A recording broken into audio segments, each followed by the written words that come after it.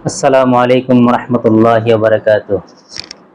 قال النبي صلى الله عليه وسلم خيركم من تعلم القرآن وعلمه أو كما قال النبي عليه الصلاة والسلام.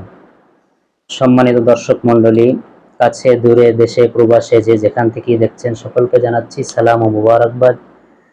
আমি আজকে শুরুতে একটি হাদিস শরীফ তেলাওয়াত করেছি, যেটি বুখারী শরীফের 5027 নং হাদিস। হাদিসের মধ্যে আল্লাহ রাসূল সাল্লাল্লাহু আলাইহি ওয়াসাল্লাম বলেন যে তোমাদের মধ্যে সর্বোত্তম ওই ব্যক্তি যিনি কোরআন শিখে এবং শিখান।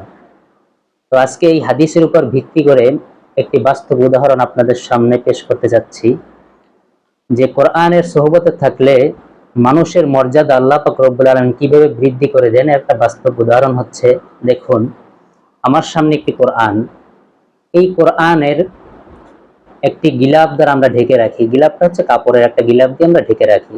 তো দেখুন কাপড় এটা সাধারণ একটা কাপড়কে আমরা কখনো ওরকম ভাবে মূল্যায়ন করি না, কিন্তু যখন সেই কাপড় দিয়ে আমরা একটি গিলাফ তৈরি করে পবিত্র কোরআনকে ঢেকে রাখি, তখন এই কাপড়ের মর্যাদা কতটা বৃদ্ধি হয় যে কাপড়টা যদি আমাদের কারো হাত থেকে পড়ে যায়, অথবা পড়ে যাওয়ার সঙ্গে সঙ্গে আমরা কাপড়টাকে তুলে বুকে জড়িয়ে ধরি, চুমু খাই, আফসোস করি।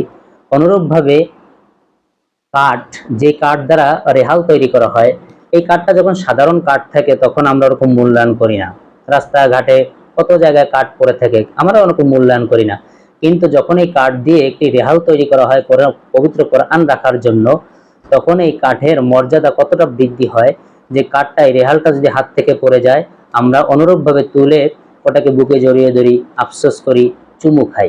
তাহলে দেখুন, সাধারণ একটি কাঠ এবং সামান্য একটা কাপড় পবিত্র কোরআনের সোহবতে আসার কারণে আল্লাহ পাক রব্বুল আলামিন এই সামান্য কাঠ এবং কাপড়ের মর্যাদা এতটাই বৃদ্ধি করেছেন যে মুসলিম জাহানের প্রত্যেকটা মুসলমান এটাকে আমরা মর্যাদার দৃষ্টিতে দেখি।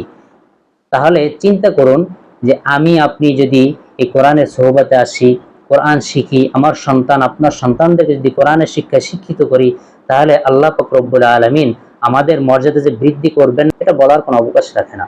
নিঃসন্দেহে বলতে পারি যে আমি আপনি যদি কোরআনের সঙ্গে লেগে থাকি, আমার আপনার সন্তানদেরকে যদি কোরআনের শিক্ষায় শিক্ষিত করতে পারি, তাহলে অবশ্যই আল্লাহ পাক রব্বুল আলামিন আমাদের মর্যাদা হাজার হাজার গুণ বৃদ্ধি করে দেবেন ইনশাআল্লাহ। ভালো থাকবেন, সুস্থ থাকবেন। আসসালামু আলাইকুম ওয়া রাহমাতুল্লাহ।